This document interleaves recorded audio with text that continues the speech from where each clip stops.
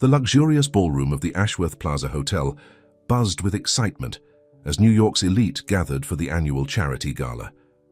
Crystal chandeliers sparkled overhead, while waiters in crisp black uniforms weaved through the crowd carrying silver trays of champagne. Richard Montgomery, standing tall in his custom-made tuxedo, surveyed the room with cold satisfaction.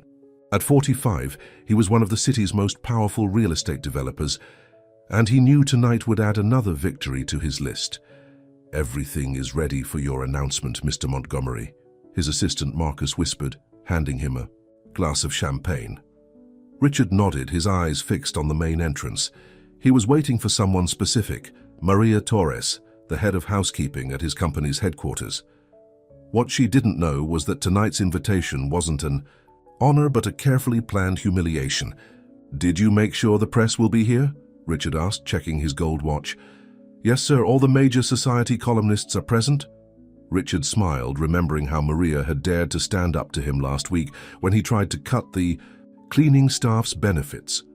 She had marched into his office, speaking with an authority that a maid shouldn't possess, defending her team with passionate words about dignity and fair treatment.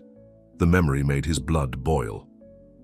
Nobody challenged Richard Montgomery, especially not someone who cleaned floors for a living.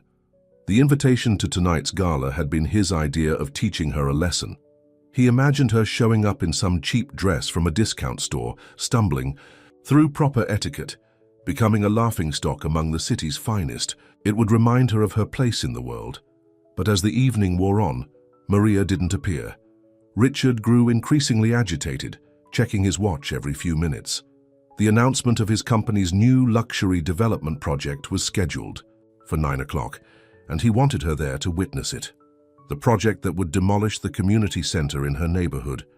"Sir," Marcus interrupted his thoughts, "Mr. James Wilson has arrived." Richard's head snapped up at the mention of his biggest competitor.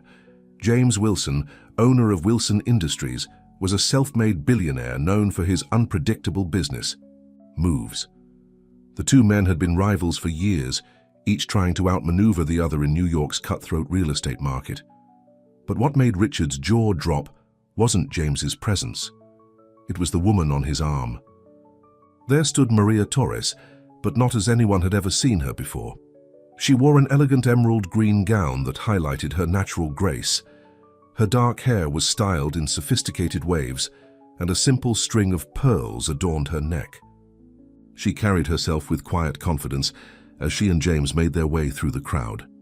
"That's impossible," Richard muttered, nearly spilling his champagne. James approached with Maria, a knowing smile playing on his lips. "Richard, good to see you. I believe you know Maria. She's been helping me with a special project." Maria met Richard's stunned gaze with calm dignity. "Good evening, Mr. Montgomery." Richard struggled to maintain his composure as other guests began to gather around them. James continued speaking, his voice carrying across the suddenly quiet ballroom. "I should thank you, Richard, for bringing such talent to my attention. When Maria presented her proposal for affordable housing combined with community services, I knew I'd found something special. She'll be heading our new community development division." The room erupted in murmurs. Richard felt the ground shifting beneath his feet as he realized what was happening. The community center he planned to demolish, James and Maria had outmaneuvered him. "We'll be announcing the details next week," James added. "But I wanted you to be the first to know, considering your interest in the neighborhood." Maria said nothing, but her eyes held Richard's. In them he saw not triumph or mockery, but the same quiet strength she'd shown in his office. She didn't need to humiliate him. His own actions had accomplished that. The evening continued around them, but Richard barely noticed. His perfectly planned revenge had backfired spectacularly. As he watched Maria confidently networking with the city's elite, he realized she had never needed his validation. She had earned her place at the gala not through his mocking invitation, but through her own merit. Later that night, as the party wound down, Richard stood alone by the bar, nursing his drink. He overheard snippets of conversation about Maria's innovative ideas for community development, about James Wilson's brilliance in hiring her. His plan to shame her had instead revealed his own prejudices to everyone who mattered in New York society. Maria approached him as she was leaving. "Mr. Montgomery," she said softly, "I want you to know that the community center will be expanding its services. We'll be offering job training programs, including courses in business ethics." She paused, then added, "You're welcome to visit anytime." With that, she turned and walked away, leaving Richard to contemplate how his attempt to put someone in their place had revealed exactly where everyone stood, and it wasn't where he had thought. The morning after the gala, Richard Montgomery's office buzzed with nervous energy. His employees could sense his dark mood from the moment he stormed through the lobby. Inside his corner office, he paced back and forth, phone pressed to his ear. "I don't care what it takes," he barked into the phone. "Find out everything about Maria Torres. There has to be something we can use." His secretary, Linda, entered cautiously with his morning coffee. After 20 years working for Richard, she knew when trouble was brewing. She had watched the security footage from last night. Everyone in the building was talking about Maria's spectacular appearance at the gala. "Your son David is here to see you," Linda announced quietly. Richard waved her away, but David was already walking in. At 32, David Montgomery was everything his father wasn't. Compassionate, humble, and more interested in helping people than making money. Their relationship had been strained ever since David chose to become a public defender instead of joining the family business. "Dad, we need to talk about what you tried to do to Maria," David said, closing the door behind him. "I don't have time for one of your moral lectures," Richard snapped, finally sitting down at his desk. "She was my friend in college, did you know that?" David's words made Richard freeze. "We took night classes together while she worked as a housekeeper to put herself through school. She graduated top of her class."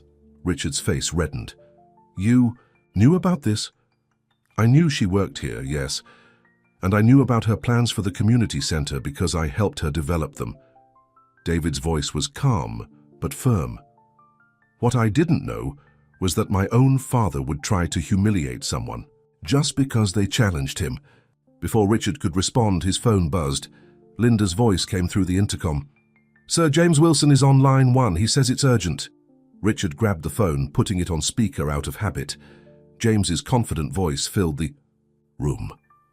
"Richard, I hope you've had time to process last night's events. I'm calling because Maria suggested we might be able to work together on the community development project." "Work together?" Richard's voice dripped with skepticism. "Yes. She believes your expertise in luxury development could help us create a mixed-income housing model that would benefit everyone. The woman you tried to embarrass is actually advocating for you to be part of the project." David watched his father's face as the words sank in. For the first time in years, he saw something crack in Richard's carefully maintained facade. "Think about it," James continued. "Maria will be presenting the full proposal at next week's city council meeting. I hope you'll be there." After James hung up, silence filled the office. David stepped closer to his father's desk. "You know, Dad, Mom always said your biggest problem was that you forgot where you came from. Grandpa was a janitor who worked nights, so you could go to business school." Richard's hands tightened on his desk. The mention of his father, a proud man who had indeed worked as a janitor, hit home in a way nothing else could have. "I need some time to think," Richard said quietly. David nodded and turned to leave, but paused at the door. "Maria's morning. Business ethics class starts at 9 tomorrow. I'll be there, as a volunteer teacher. You know where to find us if you want to see what real success looks like."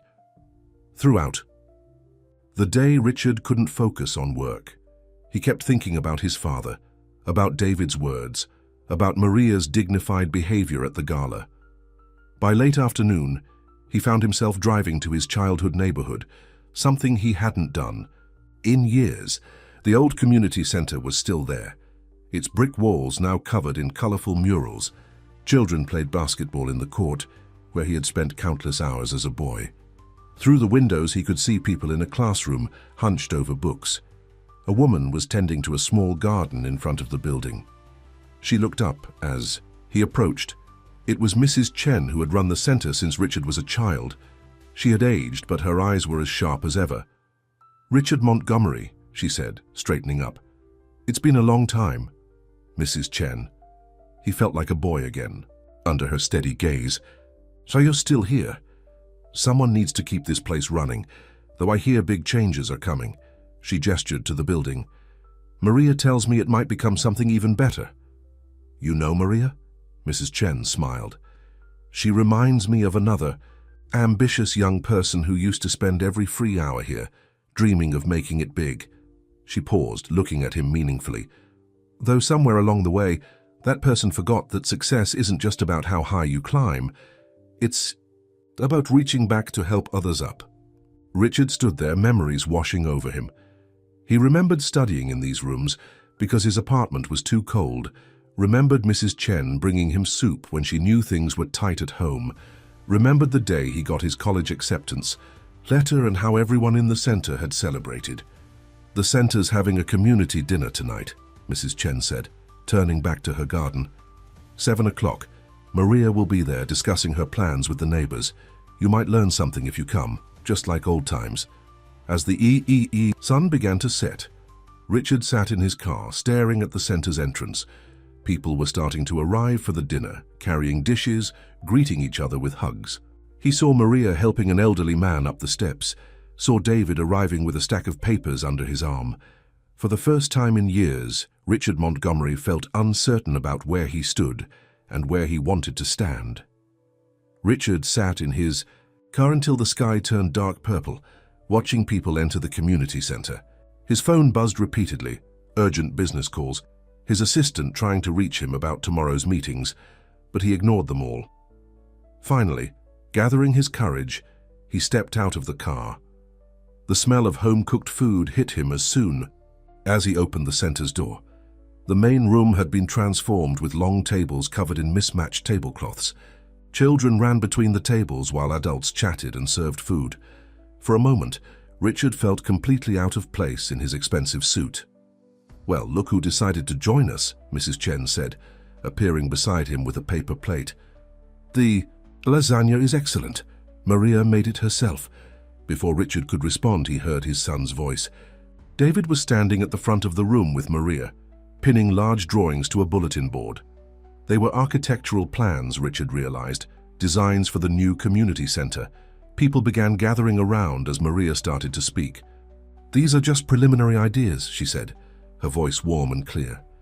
We want everyone's input because this center belongs to all of us. Richard moved closer, trying to blend into the crowd. But in a room where everyone knew each other, he stood out like a sore thumb. Heads turned, whispers started, until Maria noticed him. Instead of showing surprise or anger, she smiled. Mr. Montgomery, perfect timing. Would you like to share your expertise? After all, you know more about development projects than anyone here. The room went quiet. Richard felt dozens of eyes on him, including Mrs. Chen's knowing gaze and his son's hopeful look. He cleared his throat and stepped forward. I'd be happy to look at the plans, he said. For the next hour, Richard found himself drawn into detailed discussions about the project. Maria's plans were impressive. She had thought of everything from childcare facilities to job training classrooms to a rooftop garden. But she had also identified potential problems that his experience could help solve. See this support wall? He pointed out. If we move it 3 feet, you could add another classroom without increasing the budget. Maria's eyes lit up. She grabbed a marker and started making notes while others crowded around to see. The tension in the room gradually dissolved as people got caught up in the excitement of planning. During a break, Richard found himself in line for coffee next to an elderly man he recognized, Mr. Patterson, who had been his math teacher at the center 40 years ago. Never thought I'd see you back here, Richard, Mr. Patterson said, stirring sugar into his cup. So you were always in such a hurry to leave this neighborhood behind. Richard felt shame color his cheeks. I thought success meant getting as far away as possible. And now? Mr. Patterson raised an eyebrow.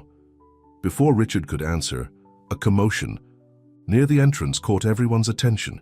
James Wilson had arrived, bringing with him a team of people carrying laptops and folders. Sorry I'm late, James announced.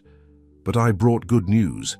The City Council has agreed to fast-track our permit applications. Cheers erupted around the room. Richard watched as Maria hugged James in celebration, then turned to hug David. The sight of their happiness made something shift inside him. James spotted Richard and made his way over. "I hoped you'd be here," he said quietly. "Look, Richard, I know we've been rivals for years, but this project, it's bigger than our competition. Maria helps me see that. She seems to help everyone see things differently," Richard admitted. "The thing is," James continued, "we really could use your help. Maria's right. Your experience would be invaluable. But it has to be genuine, no games, no ulterior motives." Richard looked around the room. He saw Mrs. Chen serving food to young children who looked just like he had 40 years ago. He saw David laughing with community members, completely at ease in a way he never was at Richard's corporate events. He saw Maria moving from table to table, making sure everyone's voice was heard. "Can I tell you something, James?" Richard's voice was low. "When I invited Maria to that gala, I thought I was going to teach her a lesson. Instead, she's teaching all of us. That's why I hired her," James smiled. "She sees the best in people, even when they don't see it in themselves." As the evening went on, Richard found himself drawn into more conversations. He learned that the teenager serving drinks was studying for his college entrance exams, just like Richard had done here. The woman who brought 3 different desserts was starting a catering business through the center's small business program. Every person had a story, a dream, a connection to this place. Near the end of the night, Maria approached him. "Thank you for coming," she said, "and thank you for your suggestions about the plans. They'll really help." "Maria, I owe you an apology," Richard started, but she held up her hand. "Actions speak louder than words, Mr. Montgomery. If you're really sorry, show it by helping us make this project work." David joined them, carrying architectural plans. "Dad, we're having another planning meeting tomorrow morning. Will you be there?" Richard looked between his son and Maria, seeing the challenge and hope in their eyes. He thought about his father, about his own journey from this neighborhood to the top of New York real estate. He thought about what success really meant. "Yes," he said finally. "I'll be there, and I might have some ideas about additional funding." As he drove home that night, Richard passed the gleaming towers he had built throughout the city. For the first time, he wondered if his next building could be something different, something that would make his father proud, something that would help bridge the gap between the world he had come from and the world he had built for himself. The next morning brought chaos to Montgomery Developments. News had spread quickly through New York's business circles that Richard Montgomery was collaborating with his longtime rival, James Wilson. Reporters camped outside the building, hoping to catch a glimpse of the man who had built his reputation on ruthless competition. But Richard wasn't in his office. Instead, he sat in a folding chair at the community center, his suit jacket draped over the back, sleeves rolled up as he pored over building plans with Maria and the project team. "If we adjust the zoning application," he explained, drawing on the blueprints, "we can add affordable housing units without sacrificing the community spaces." Maria watched him with a mixture of surprise and appreciation. This was a different Richard Montgomery from the man who had tried to humiliate her at the gala. As they worked, his phone kept ringing. Calls from board members demanding explanations, from investors worried about the company's direction. "Maybe you should take one of those calls," Maria suggested after the 5th interruption. "Your business is important too." Richard shook his head. "For the first time in years, I'm doing something that matters more than stock prices." But the outside world wouldn't wait forever. Linda, his secretary, burst into the room, looking flustered. "Mr. Montgomery, I'm sorry to interrupt, but there's an emergency board meeting in an hour. They're talking about removing you as CEO." The room fell silent. David, who had been discussing plans with community members, approached his father's chair. "Dad, you can't lose the company. Not over this." Richard stood slowly, gathering his papers. The weight of his position, of all he'd built, settled back on his shoulders. "I'll handle it," he said quietly. As he headed for the door, Maria called after him. "Remember why you came back here, Mr. Montgomery. Sometimes the biggest risks bring the greatest rewards." The Montgomery Developments boardroom was packed when Richard arrived. Board members in expensive suits muttered among themselves, falling silent as he entered. At the head of the table sat Victor Sterling, the company's largest shareholder, and Richard's mentor from his early days. "Richard," Victor's voice was cold, "would you care to explain why you're throwing away 30 years of business strategy to play charity worker with James Wilson?" Richard straightened his tie and took his place at the table. He could feel the judgment, the disapproval radiating from every corner. These were people who had always followed his lead, who had celebrated his most cutthroat decisions. "Let me tell you a story," Richard began, "about a janitor's son who studied at a community center because his home had no heat, about people who believed in him when he had nothing to offer but determination." He pulled out the building plans, spreading them across the polished boardroom table. "This isn't charity. This is innovation. Mixed-income housing with integrated community services. Job training programs that create a skilled workforce. Small business incubators that grow the local economy. And how does this benefit our shareholders?" Someone demanded. "Tax incentives, government grants, positive press coverage that money can't buy. But more importantly," Richard's voice grew stronger, "it creates sustainable communities that support all our developments. When we lift people up, the whole city rises." Victor leaned forward. "You're asking us to gamble the company's reputation on a project run by a woman who was cleaning offices just weeks ago." "No," Richard countered. "I'm asking you to invest in a Harvard Business School graduate who worked as a housekeeper to put herself through college, who developed a business model that James Wilson, the smartest developer I know, recognized as revolutionary." The room buzzed with whispers. Richard pulled up financial projections on the screen, walking the board through the numbers. As he spoke, he saw expressions changing, saw the moment when business instincts began to overcome prejudice. "There's one more thing," he added. "I'm pledging 20% of my personal shares as guarantee for this project. That's how much I believe in it." The boardroom erupted in chaos. Victor stood up, demanding order. "You can't be serious, Richard. That's worth millions." "I've spent my life building towers that scrape the sky," Richard replied. "Now I want to build something that reaches people." Hours later, Richard returned to the community center. The planning team was still there, working under fluorescent lights. Maria looked up as he entered. "How did it go?" Richard loosened his tie. "The board approved the project, but they had one condition. They want you to present the full proposal at next week's shareholder meeting." Maria's eyes widened. "Me? They need to see what I saw last night. A leader who can bridge worlds and bring people together." He paused. "Will you do it?" Before Maria could answer, David burst in, waving his phone. "Have you seen the news? The stories everywhere. Real estate titan returns. To Roots pioneers social impact development," the mayor's office just called. "They want to fast-track all the permits." Maria sat down heavily. "This is happening so fast." "Welcome to the big leagues," Richard smiled. "But don't worry, you've got a pretty good team behind you now." As they gathered around the plans again, Mrs. Chen appeared with coffee and sandwiches. "You all need to eat," she insisted. "Can't change the world on an empty stomach." Richard accepted a sandwich, remembering countless other nights when Mrs. Chen had fed him while he studied. Now here he was again in the same room, planning a different kind of future.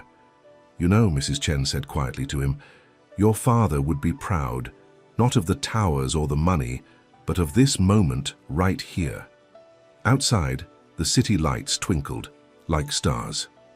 Inside the old community center, a small group of people from very different worlds worked together, drawing up plans for something new, a bridge between what was and what could be. The week leading up to the shareholder meeting passed in a blur of activity. Maria practically lived at the community center, rehearsing her presentation while juggling the demands of the project. Richard found himself spending more time there than at his office, watching with growing admiration as she mastered the complexities of large-scale development. But not everyone was happy about the changes. Rebecca Sterling, Victor's daughter and head of the company's legal department, had been watching the situation with growing concern. She had always expected to marry Richard and eventually control Montgomery Developments. Now those plans were in jeopardy. "Daddy," she complained to Victor over lunch at their exclusive club, "Richard's lost his mind. This project will ruin everything we've built. Victor sipped his whiskey thoughtfully. Maybe not. The numbers actually look good, and the publicity has been incredible. It's not about the numbers. Rebecca slammed her hand on the table, drawing stares from nearby diners. It's about that woman. Haven't you seen how he looks at her? Indeed, others had noticed too. The growing warmth between Richard and Maria hadn't escaped anyone's attention, least of all David's. He watched his father transform day by day, becoming more like the man he remembered from his childhood, someone who cared about more than just money. The morning of the shareholder meeting, Maria arrived early at Montgomery Developments. The security guard, who just months ago had watched her clean offices, now escorted her to the executive floor. She wore a simple but elegant navy suit, carrying a folder of presentation materials. Richard was waiting in the conference room, reviewing last-minute details. "Ready for the big day?" "As ready as I'll ever be," Maria replied, but her hands trembled slightly as she arranged her papers. "You know this project better than anyone," Richard reassured her. "Just tell them your story." "Our story." The room began filling with shareholders, board members, and executives. Rebecca Sterling swept in, wearing an outfit that cost more than Maria's monthly salary, and took a seat directly in front's view. Just as the meeting was about to begin, there was a commotion at the door. Mrs. Chen walked in, followed by Mr. Patterson and several other community members. James Wilson accompanied them, grinning at Richard's surprised expression. "Hope you don't mind," James said. "Thought the shareholders should meet some of the people this project will actually affect." Richard nodded, emotion catching in his throat. "Please take a seat." Maria stood at the podium, facing the crowd. For a moment, she felt the weight of all she represented. Every person who had ever been underestimated, every dream that seemed too big, every barrier that needed breaking. "Good morning," she began. "I could show you market projections and profit forecasts, but first I want to tell you about a place where dreams are born." For the next hour, Maria wove together stories and statistics, passion and pragmatism. She showed how the community center had launched countless careers, including Richard's. She demonstrated how their new model could revolutionize urban development while delivering strong returns. The room sat spellbound. Even Rebecca found herself leaning forward, caught up in Maria's vision. When Maria finished, the applause was immediate and thunderous. Victor Sterling stood up first. "Miss Torres, I owe you an apology. When Richard first proposed this project, I thought he had lost his business sense. Now I see he may have finally found it." Questions flew from all directions. Maria handled each one with grace and knowledge, but it was her authenticity that truly won them over. These hardened business people recognized something rare, someone who could transform lives while building profits. As the meeting wound down, Rebecca approached Maria. Her face was tight with controlled emotion. "That was impressive," she admitted grudgingly. "But don't think this changes everything. Some of us have worked our whole lives to be where you are." Maria met her gaze steadily. "Then you understand exactly how hard I've worked to be here, too." Later that evening, the community center hosted a celebration. The project had received unanimous shareholder approval, along with additional funding offers from impressed investors. The old building hummed with joy and music. Richard found Maria sitting quietly in the library corner, away from the party. "You did it," he said softly. "We did it," she corrected him. "All of us together." He sat down beside her, looking at the books lining the shelves. "You know, I used to hide in this corner when things got tough at home. Books were my escape." "They were mine too," Maria smiled. "Still are sometimes." "Maria," Richard turned to face her, "I need to tell you something. These past weeks working with you, But before he could finish, David burst in. "Dad, Maria, come quick, there's a problem." They rushed to follow him. In the main room, Rebecca Sterling stood with a team of lawyers. Her face wore a triumphant expression as she held up a stack of papers. "I'm sorry to interrupt the party," she announced loudly, "but there's something everyone needs to know about this project, and about Maria Torres." The room fell silent as Rebecca held up the documents. Mrs. Chen moved protectively closer to Maria, while Richard stepped forward to face Rebecca. "Whatever you're doing, Rebecca, Think carefully, Richard warned. Rebecca's smile widened. Oh, I have thought carefully, very carefully. She turned to address the crowded room. Did anyone bother to check Miss Torres's background before handing her control of a multi-million-dollar project? I did, James Wilson spoke up from the back. Thoroughly. Really.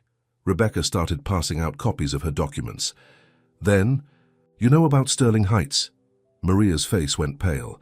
Richard watched her reaction with concern while confused murmurs spread through the room. Sterling Heights was a low-income housing project in Chicago, Rebecca continued. 5 years ago it collapsed during construction.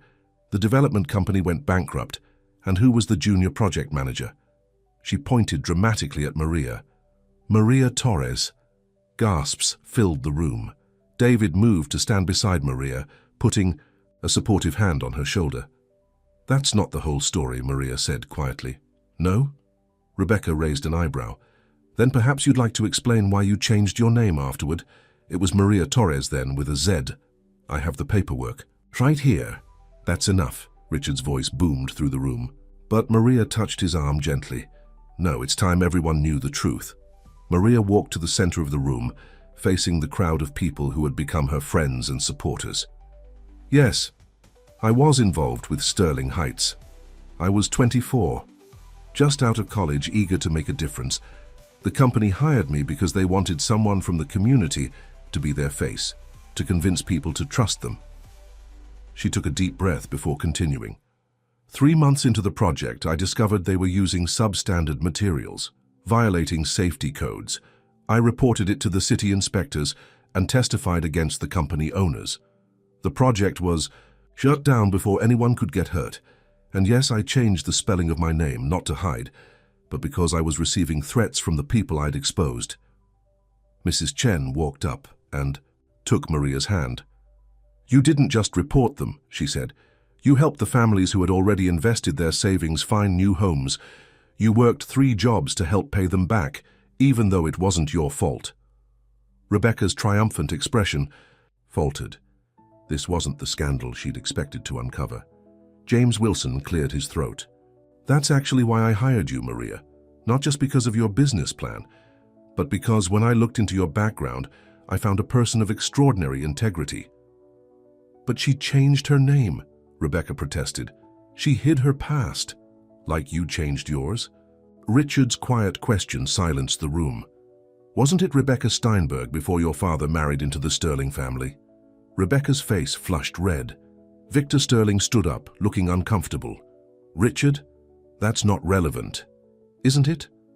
Richard moved to stand beside Maria. We all have parts of our past we've tried to leave behind. The difference is what we do with our second chances. David stepped forward, holding up his phone. While everyone's sharing truths, here's another one. I just got off the phone with the Chicago Housing Authority. They've been trying to reach Maria for months, the families from Sterling Heights. They've created a community fund with the settlement. Money they finally received. They want Maria to help them build something new. Tears filled Maria's eyes. I never knew what happened to them. After the court case, I couldn't... They never forgot how you fought for them, David said softly. Rebecca looked around the room, realizing her plan had backfired. Instead of destroying Maria's credibility, she had only strengthened it. In desperation, she turned to her father. Daddy, you can't let this happen. The company will be in excellent hands, Victor finished firmly. Better hands than when we tried to hide our own humble beginnings. He walked over to Maria. My father was a tailor who changed our name from Steinberg to Sterling because he thought it sounded more American. I've spent so long trying to forget that I almost forgot what really matters. The tension in the room began to dissolve. People gathered around Maria, not to condemn her but to express admiration for her courage. Rebecca stood alone, watching her carefully constructed world shift on its axis. Richard approached her quietly. You know, Rebecca, there's room for everyone in this new vision, if you're willing to be part of it. She stared at him for a long moment, then at Maria, who was now surrounded by well-wishers. I need some time to think. As Rebecca left, the celebration gradually resumed. But something had changed. The truth had made everyone's commitment to the project stronger, more personal. Later that night, Richard found Maria in the library corner again. This time, she was looking at old photographs on the wall. Pictures of community center graduates who had gone on to better lives. "I've spent 5 years trying to make up for Sterling Heights," she said without turning around. "Trying to prove I could make a real difference." "You have," Richard replied. "Not just here, but in all of us." He paused. "You know, I never finished what I was trying to tell you earlier." Maria turned to face him. "About that, Richard, there's something else you should know. Something about your father." Before she could continue, Mrs. Chen appeared in the doorway. "Maria, there's a call from Chicago. The families, they're on a video chat. They want to talk to you." Maria hesitated, torn between the past calling her back and the future standing before her. Richard smiled encouragingly. "Go," he said. "Some conversations need to happen in their own time." As Maria hurried away, Richard watched her go, feeling both hopeful and uneasy. What could she possibly know about his father, and how would it affect everything they were building together? The next morning, Richard arrived at the community center earlier than usual. He hadn't slept well, Maria's words about his father echoing in his mind. He found Mrs. Chen already there, watering the small indoor plants that lined the windows. "You're here early," she remarked, studying his face. "Trouble sleeping?" "What do you know about my father?" Richard asked directly. "What does Maria know?" Mrs. Chen set down her watering can. "Some stories need to be told by the right person at the right time." Before Richard could press further, Maria walked in. She looked tired but happy, carrying a stack of papers and a worn leather notebook he'd never seen before. "The Chicago families stayed up half the night sharing their stories," she said. "They've been doing amazing things with their community fund." Then she noticed the tension in the room. "Is everything okay?" "Tell him," Mrs. Chen said gently. "It's time." Maria nodded slowly. "Let's sit down. This might take a while." They settled in the library corner. Maria opened the leather notebook, and Richard recognized his father's handwriting. His heart began to pound. "When I first started working here as a housekeeper," Maria began, "I found this behind some old books. It's your father's journal from when he worked here as a janitor. He wrote about his dreams for you for this place." As she handed Richard the notebook, his hands trembled as he opened it. "But there's more," Maria continued. "Your father didn't just clean this building. He was one of its founders." Richard looked up sharply. "That's impossible. My father was just a janitor. He barely made enough to support us." "By day, yes," Mrs. Chen joined in. "But at night, he and my husband worked together. They saw how many people in the neighborhood needed help. A safe place to study, job training, childcare. They started small, just one room in the basement." Richard began reading the journal entries. His father's words painted a picture so different from the quiet, tired man he remembered. "Tonight, we helped 10 people fill out job applications. Miguel's daughter got into college, first in her family. This place is becoming what we dreamed. Someday Richard will understand that true success isn't in what you take, but in what you give back." "Why didn't he ever tell me?" Richard's voice cracked. "He tried," Mrs. Chen said softly. "Remember those nights he wanted you to stay and help, with the evening programs? But you were always rushing off to business meetings, climbing that corporate ladder." Maria touched Richard's arm gently. "There's something else you need to see." She pulled out an old photograph from between the journal's pages. It showed a group of people standing proudly in front of the center. Richard's father stood in the center, younger and smiling, holding a plaque. "This was taken the day the center got its first major grant," Maria explained. "Your father wrote about it. He used his janitorial job at different companies to make connections, convinced business owners to invest in the community. He was building bridges long before any of us." Richard stared at the photo, memories flooding back. The nights his father came home late, not just tired from cleaning but energized despite the hour. The proud look in his eyes that Richard had always mistaken for simple fatigue. The way he tried to talk about the center, about community, about what really mattered. "The night he died," Richard said slowly, "he asked me to come here, said he had something important to tell me. But I was too busy. Had a big merger meeting. The next day, he wanted to show you this." Mrs. Chen held up another document, a deed. He left his shares in the center to you, not much financially, but a piece of everything he built here. The lawyer tried to contact you, but I was too busy moving forward to look back, Richard finished. He looked around the room with new eyes, seeing his father's legacy in every corner. The door opened and David walked in, stopping short when he saw the group's serious faces. "What's going on?" "Your grandfather," Richard said, his voice thick with emotion, "was more than we ever knew." He handed the journal to his son. As David read, Maria quietly explained about finding the journal, about discovering the connection between her current project and the work Richard's father had done decades ago. "So that's why this place felt so right," David said wonderingly. "It's in our blood." Richard stood up abruptly, walking to the window. The morning sun illuminated the garden outside. The same garden his father had started 40 years ago, now tended by a new generation of dreamers. "I've been so wrong," he said. "All these years I thought I was building something new, but I was just recreating his vision without even knowing it." Maria joined him at the window. "That's why this project matters so much. It's not just about building new walls, it's about continuing what your father started, building bridges between people, between worlds." "The businessman and the cleaner," Richard said softly, looking at Maria.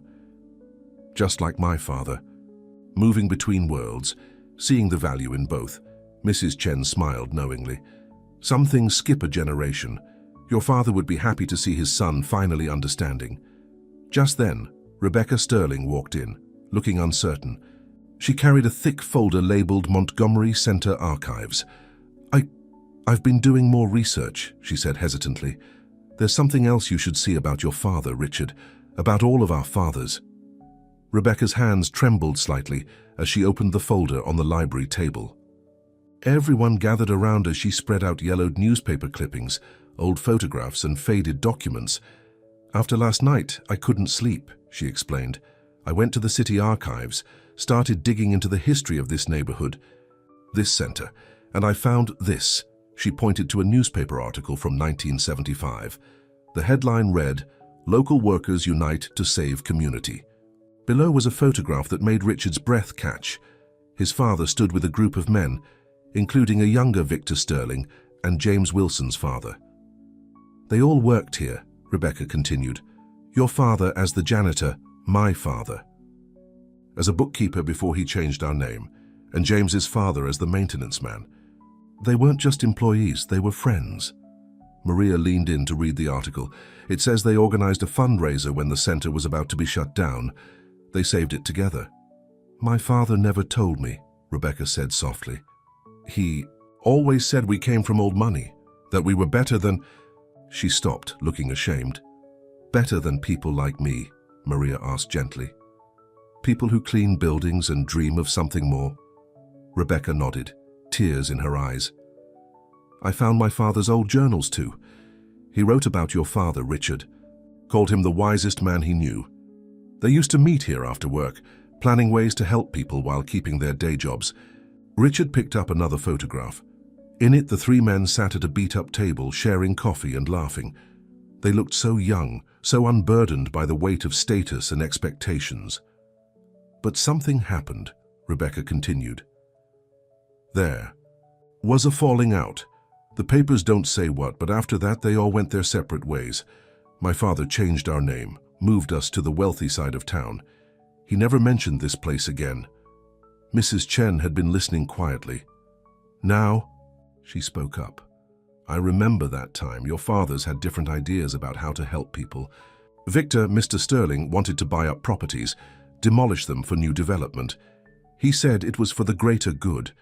But Richard's father believed in preserving the community, helping people build from within." "And James's father?" David asked. "He tried to keep the peace," Mrs. Chen sighed. "But in the end he had to choose sides. The center stayed, but the friendship was broken." Maria touched one of the photographs thoughtfully. "So that's why this project matters so much to everyone. It's not just about building something new, it's about healing something old." "There's more," Rebecca said, pulling out a legal document. "The original deed to this property. It was jointly owned by all three men. They never dissolved the partnership. Legally, the Montgomery, Sterling, and Wilson families still share ownership of this land. The room fell silent as the implications sank in. All their recent conflicts, the competition between their companies, the social divisions they'd maintained, all of it had been built on a forgotten foundation of friendship and shared purpose. Richard sat down heavily, holding his father's journal. All these years, we've been fighting over who could build the biggest towers, make the most money, and right here under our feet was the real legacy they wanted us to continue. Maybe that's why our paths kept crossing, Maria suggested. Some stories need to come full circle before they can move forward. Just then, James Wilson walked in. He stopped short when he saw everyone gathered around the old documents. "James," Richard called, "there's something you need to see about your father." As James joined them, Rebecca explained her discoveries. His face showed the same mix of surprise, pain, and understanding that they had all experienced. "My father used to say that true wealth isn't in what you own, but in what you share," James said, quietly. I never fully understood what he meant until now. David had been studying the legal documents. "You know what this means? The new project, it's not just a collaboration, it's a reunion. We're finally finishing what they started." Maria looked around at these people who had become so much more than colleagues. "But this time, we're doing it together. No more choosing sides." Rebecca stood up straighter, wiping her eyes. "I need to tell my father about this. He should know, so we all should know where we really came from." "We'll go together," Richard decided. "All of us. It's time to bridge more than just neighborhoods." Mrs. Chen watched them with satisfaction. "Your fathers used to sit in this very room, sharing dreams over coffee. Now here you all are, finally understanding what they tried to teach you." As if on cue, the morning sun broke through the windows, illuminating the old photographs. 3. Young men smiled up from the past, their friendship preserved in faded color, their dreams waiting to be rediscovered by their children. "You know what this means?" David picked up the original deed. "Legally, none of our companies can move forward with any plans without all three families agreeing." "Maybe that's exactly what our fathers wanted," James suggested, "to make sure that someday we'd have to work together again." Maria touched Richard's arm gently. "Like your father wrote, true success isn't in what you take, but in what you give back."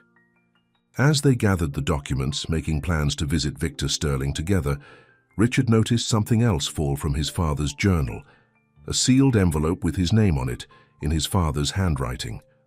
The paper was aged, but the seal was intact. His hands trembling slightly, Richard picked up the letter that had waited so many years to be read. The room grew quiet as Richard held the envelope. His father's familiar handwriting brought back a flood of memories. Homework, checked at the kitchen table, birthday cards, the last note he'd left saying he was working late at the center. That was the night he died. "Do you want us to leave?" Maria asked softly. Richard shook his head. "No.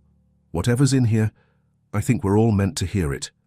With careful fingers, he broke the seal and unfolded the yellowed pages. His father's words written decades ago filled the paper. "My dear Richard, if you're reading this, it means you've finally found your way back to the center, back to the truth about our family's legacy. I've tried to tell you so many times, but you were always running towards something else, something bigger. Maybe that's my fault. I wanted you to have more than I did, but somewhere along the way, I failed to show you what more really means. You. See, this center isn't just a building. It's a promise we made, Victor, James Sr. and I. We came from nothing, worked whatever jobs we could find, but we shared a dream of making life better for our community. Victor kept the books, James fixed what was broken, and I kept it all clean and running. We were the night shift dreamers, planning a better future while the rest of the world slept. The night we signed the deed, we made a pact. No matter what happened, this place would stand as a bridge between worlds, helping people cross from where they are to where they dream of being. We promised our children would know the value of both sides of that bridge. But dreams have a way of changing people. Victor started seeing dollar signs instead of faces. He talked about progress that pushed people out instead of lifting them up. The night it all fell apart, he brought developers here, planned to sell the center for a luxury project. James Sr. and I couldn't let that happen. We had promised too many people a place to build their dreams. The fight that followed broke more than our friendship. It broke our shared vision. Victor took his business skills and built his empire. James Sr. focused on his family and his honest work. And I stayed here, keeping the lights on, watching you grow up and wondering if I'd failed to give you the most important inheritance, the understanding that true wealth isn't in buildings or bank accounts, but in the lives you touch. But I never lost hope. I kept this letter and the deed safe, believing that someday you would find your way back. That someday you would understand why I chose to remain a janitor, even when Victor offered me a corporate job, why I spent my evenings teaching adults to read instead of chasing promotions. If you're reading this now, look around you. Every corner of this place holds someone's dream. The study room where single mothers earn their degrees while their children sleep nearby. The workshop where laid-off workers learn new trades. The garden where seniors teach young people about patience and growth. This is the real skyline of our city. Not the towers that scrape the clouds, but the bridges we build between people. I don't know what kind of man you've become, my son. But I hope you're reading this because something led you back here.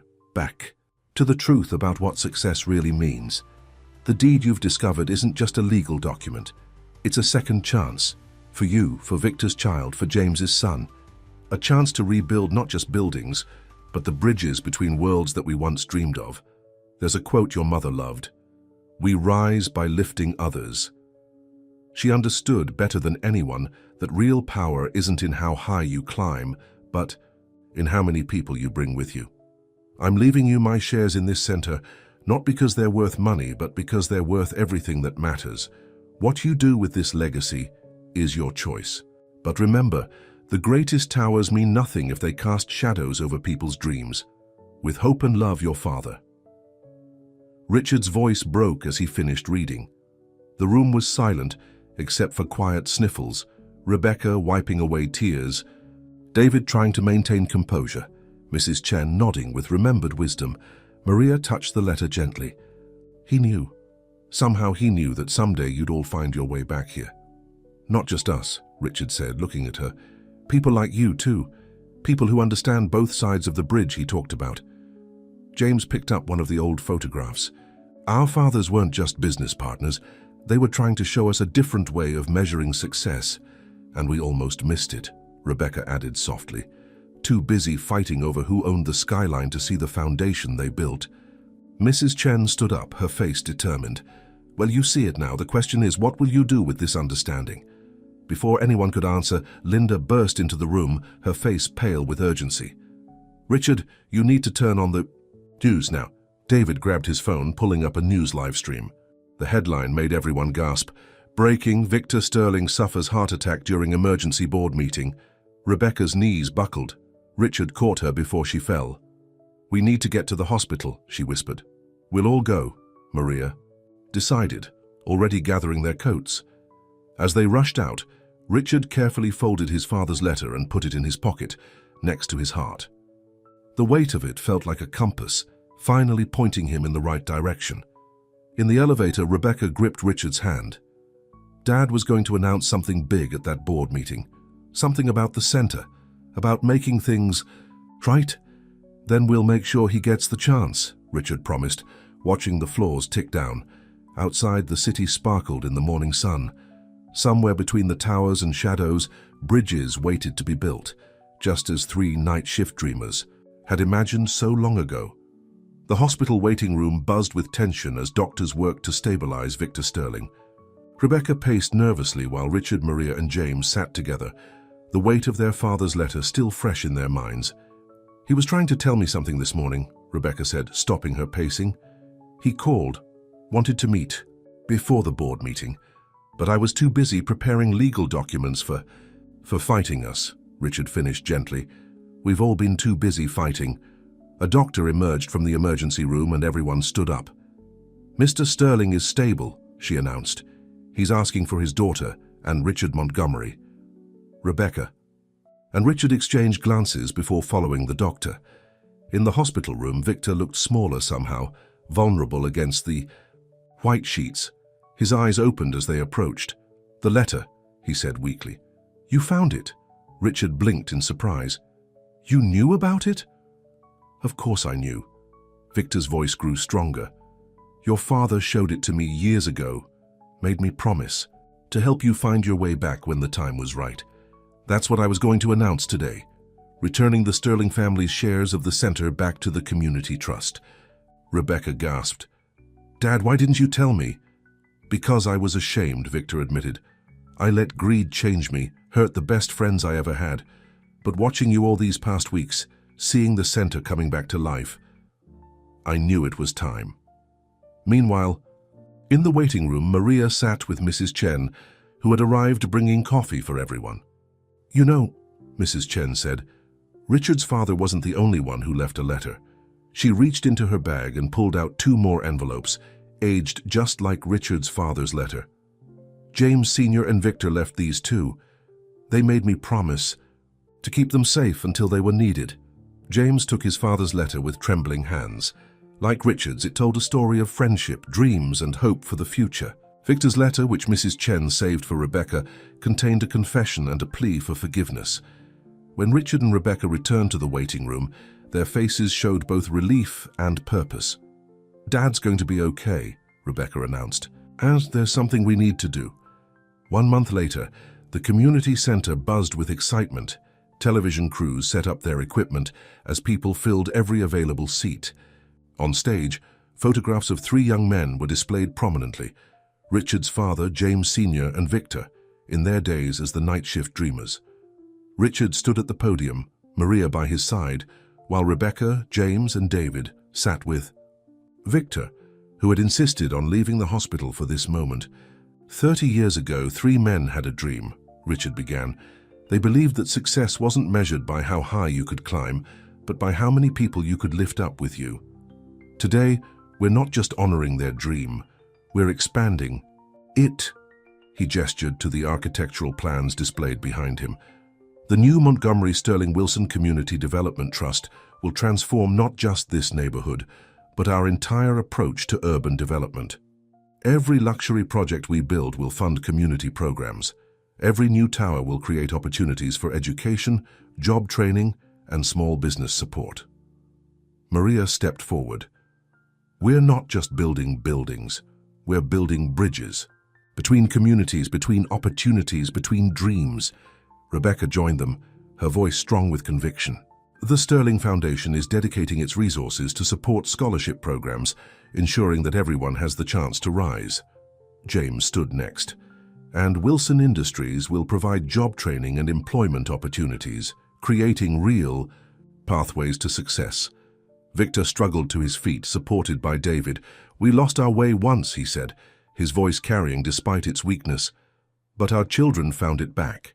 Today we're rebuilding more than buildings. We're rebuilding faith in the idea that everyone deserves a chance to succeed. As applause filled the room, Mrs. Chen watched from the back, tears in her eyes. Beside her, Sarah, one of the center's cleaning staff, watched in wonder. Do you think I could ever? Sarah started to ask. Take these, Mrs. Chen handed her some college applications. Maria already set up a scholarship fund for staff members who want to study. Your dream starts now. After the ceremony, as people mingled and celebrated, Richard found Maria in their usual spot in the library corner. You know, he said, I never did finish what I was trying to tell you that night. Maria smiled. About how you've fallen in love with me. Richard looked surprised, and she laughed. I'm good at reading between the lines. It's a skill you develop. When you clean offices, you learn to see what's really important. And what do you see now? Richard asked softly. I see a man who found his way back to his father's dream, she replied. A man who finally understands that love, like success, isn't about power or position. It's about lifting each other up. Their kiss was interrupted by David calling them excitedly. You need to see this. In the main hall, Victor had gathered everyone around. He stood with Rebecca and James, their father's letters in hand. These letters weren't just about the past, Victor announced. They were about the future. Each of us wrote about our dreams for our children and for this place. And at the end of each letter was a key. He held up an old brass key, matching ones held by James and Richard.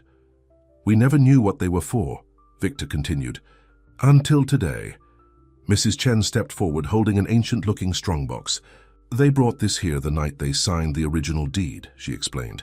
Said it wasn't to be opened until their children found their way back to each other. The 3 keys fit perfectly. Inside, they found photographs, documents, and a handwritten message signed by all 3 men. To our children, when they finally understand, the true legacy of success is not in what you own, but in what you share. Only together can we build bridges strong enough to hold everyone's dreams. Love, Dad? The room fell silent as the message sank in. Then Sarah's voice rang out from the back. My college application is approved. I got a scholarship. Cheers erupted. Again. Richard held Maria close, watching his father's dream unfold in real time. Rebecca hugged her father, tears of joy replacing old regrets. James and David started discussing plans for the next phase of development. Outside, the city skyline stretched toward the clouds. But now, among the towers of steel and glass, new bridges were being built, invisible but stronger than concrete, connecting dreams to reality, past to future, heart to heart. Mrs. Chen stood in her usual spot by the window, tending to her plants. Your fathers would be proud, she said to no one in particular. They always said love was the strongest foundation. As the sun set over the city, the community center glowed with light and life. Inside its walls, the past and future had finally met, and a new story was just beginning.